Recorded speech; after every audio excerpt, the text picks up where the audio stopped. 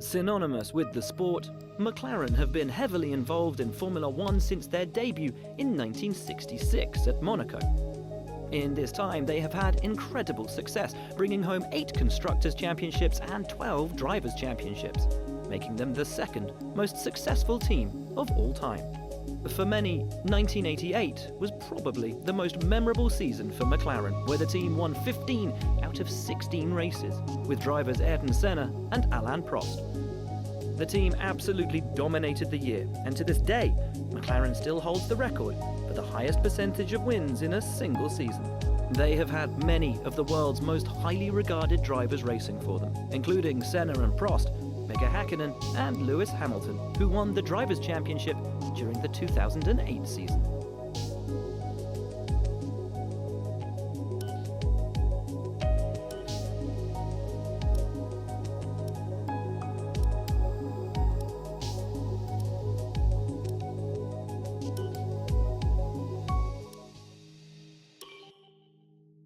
Ho ho ho ho ho! Delightfully devilish, Seymour.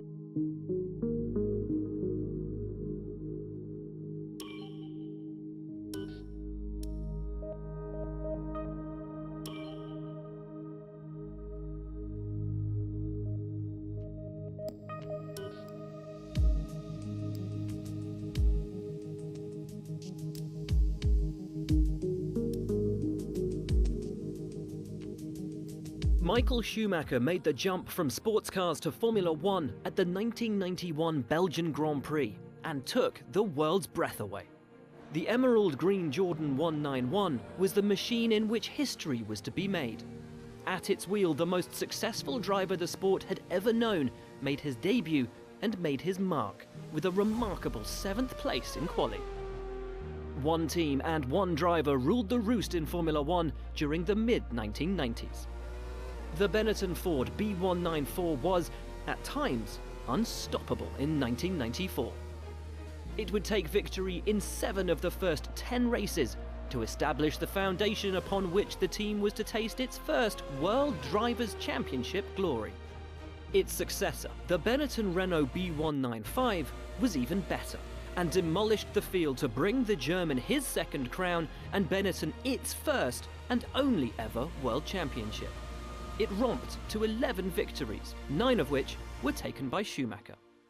In 2000, Ferrari gave Michael Schumacher the car which would begin a previously unthinkable run of championship success, the F1 2000, a car which would, over the 17 races that year, deliver 10 pole positions, 10 race victories and, crucially, Ferrari's first Drivers' World Championship since 1979. The Ferrari F2004 delivered Michael Schumacher his 7th Formula One World Championship and confirmed him as the single most successful driver in F1 history. The car would finish on the podium at every single one of the 17 races, winning 15 of them. At the wheel of this achingly beautiful and crushingly fast car, the depth of Michael Schumacher's legacy became undeniable.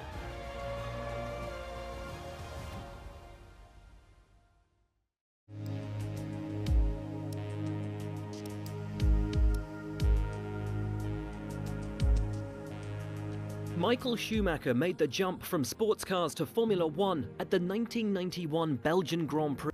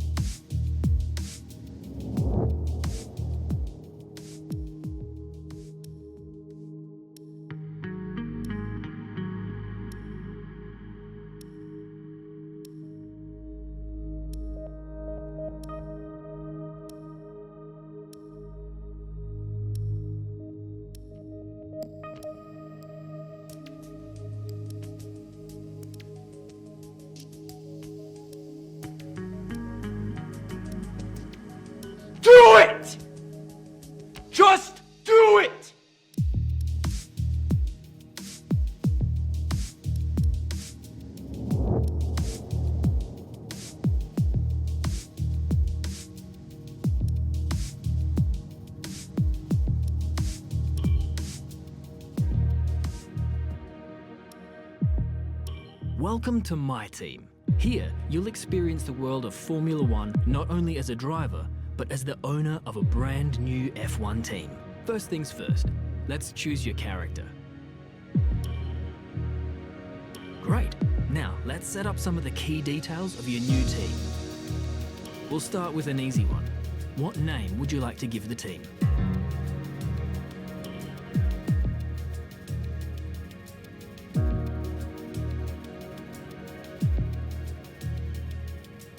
Nice. Now, some kind of income stream is critical, so we need to sign a primary sponsor. Our primary sponsor will pay a signing bonus to the team up front. This is vital to cover the early investments we need to make. They will also provide valuable weekly income for us. Each sponsor has a goal that they want the team to achieve. If we hit that goal, the sponsor will pay us an additional goal bonus. Fantastic. Now we've got a budget to work with. Our car won't be going anywhere fast without a power unit. So let's sign a power unit supplier now. We need both performance and durability from our power unit, but we also need to balance the books. We're going to have a lot of other areas to invest our cash into.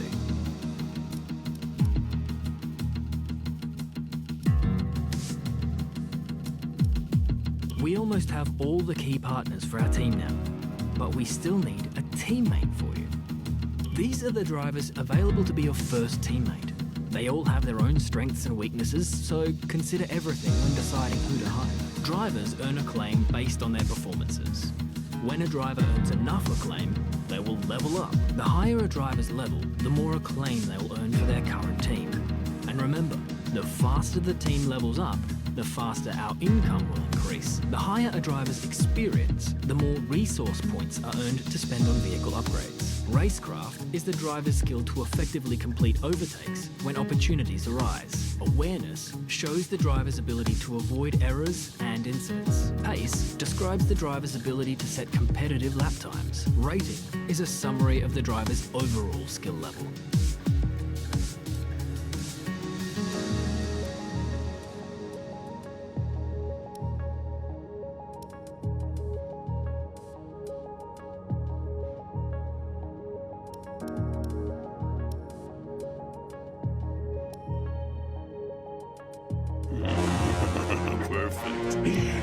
Looks like we can afford this power unit supply and team. Go ahead and confirm if you're happy. Let's select what edit delivery will be running this season. We can add more sponsors to the car as we sign them throughout the year. And don't worry, we can edit our look at any time from HQ.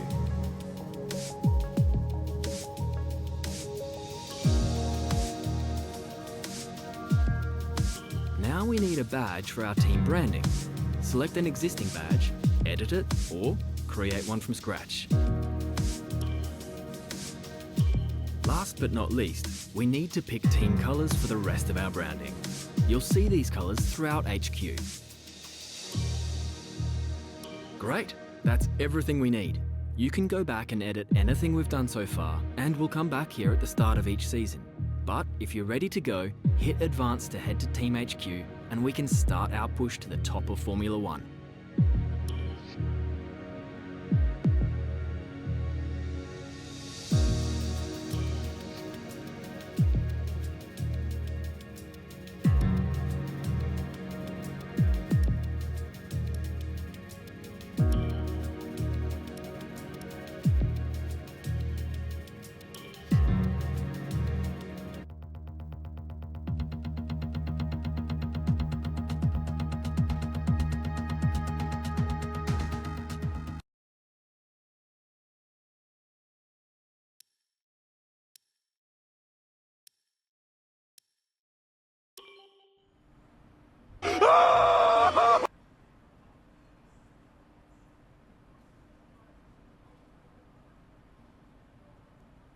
Okay, we're live in 5, 4, 3.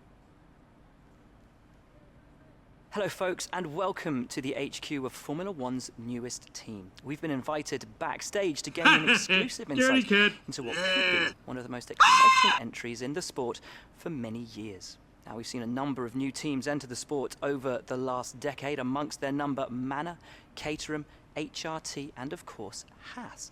And while some have proved to be successful, others have morphed into different teams and some have disappeared completely. What marks this team out though as being something different is that its owner is also its driver. Now, there's a rich history of that in Formula One too. Sir Jack Brabham, John Surtees, Graham Hill and Bruce McLaren all drove their own cars in the sport, but it has become increasingly rare in recent years. What's very special about this team though is that while the team itself is new to Formula One, so too is its driver and owner. Whatever happens this season, you've already made the history books. Tell me, do you feel up to the mammoth task of both managing and driving for a Formula One team?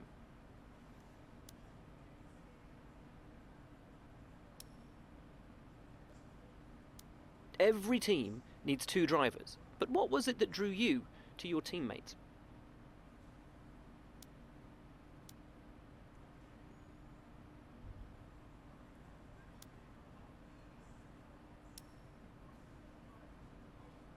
No one aims to finish bottom of the table.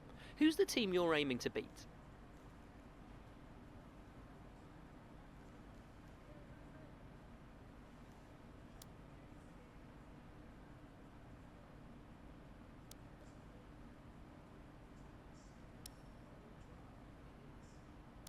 How are you expecting the car to feel out on track?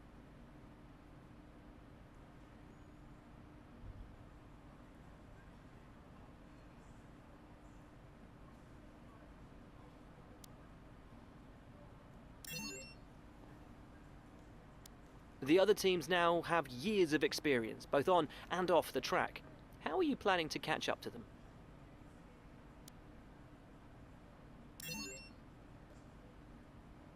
Overtaking is a key part of this sport. How have you ensured that your car can take advantage of each opportunity that comes your way?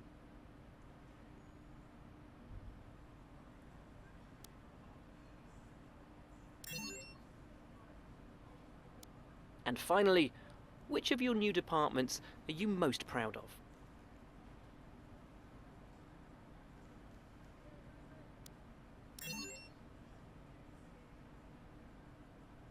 Well, that's about all we've got time for here. We will see how this fledgling team fares in its first Grand Prix.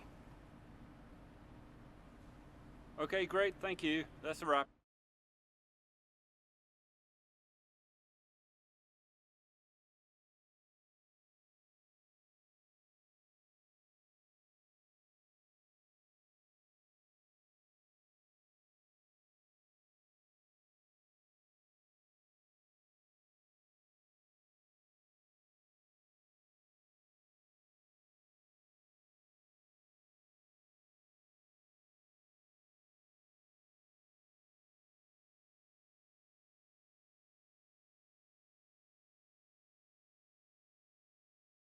Great interview, boss. You nailed exactly what the team's been working on. When you've got time, check the R&D tree to see our current progress and where we think there's room for more. And while you're at it, why not take a stroll around HQ and check on how the team's doing?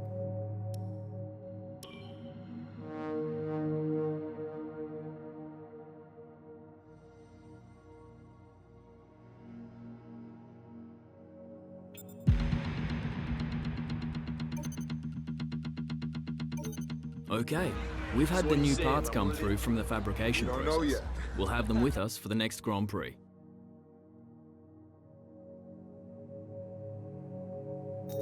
This is where you can view our current facilities and the effects they're having on the business. You can also invest some of our cash into upgrades for these facilities.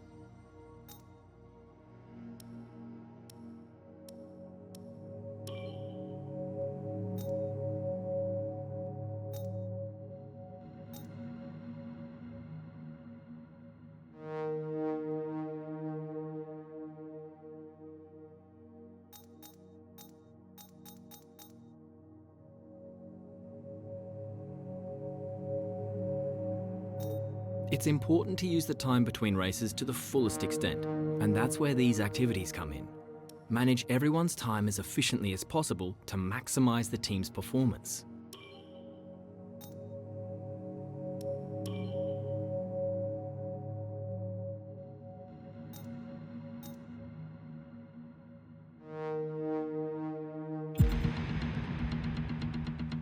Hey boss, I think we could better manage our time by organising some team activities.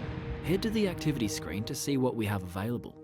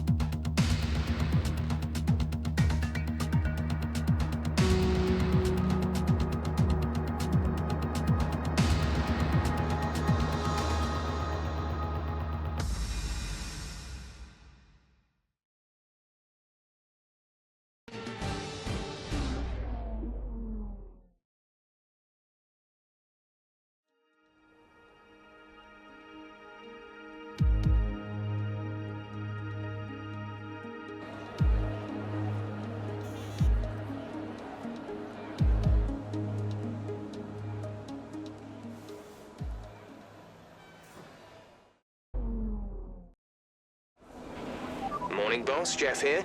Thanks again for bringing me on board. You've found a lot of talented people for this team. I can't wait to see what we can accomplish. Our journey to the Constructors' Championship starts here today, and the car is ready to head out whenever you are. In the unforgiving world of Formula One, free practice sessions are a vital part of any Grand Prix weekend. During your F1 career, you'll be able to utilise these sessions to complete practice programmes, which will help you learn the track and earn you points that can be invested in developing your car. You'll also be able to adjust your car setup over the course of these sessions to try and find those extra fractions of a second. The sporting regulations dictate that after each free practice session, you'll have to hand back 2 sets of your dry tyre allocation for the weekend, so get the most out of them while you can.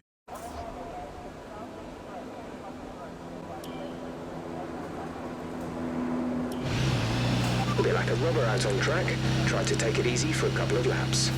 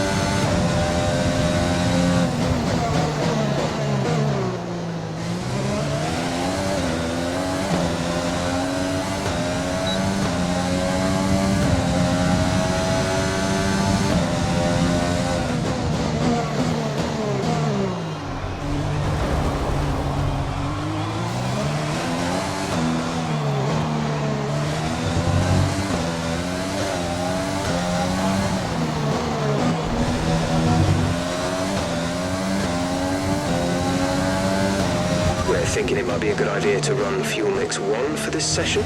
We'll save some engine mileage that way.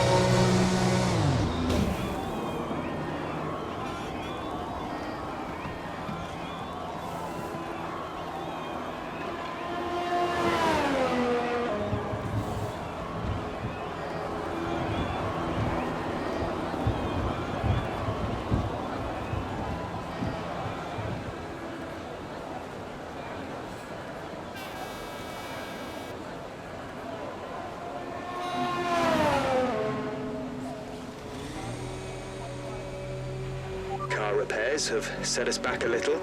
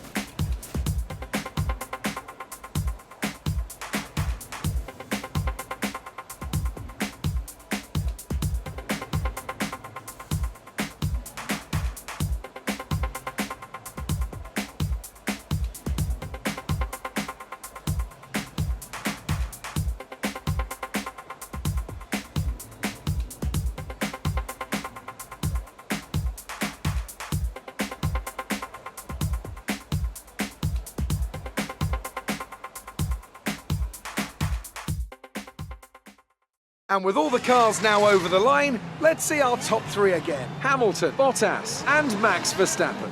And that's it. Practice is officially over. Until next time, goodbye. This is really no fun unless you join us. Yes, please join us.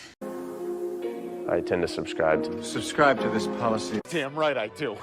Do it, do it, do it. Now, did you do it? You know what I'm saying?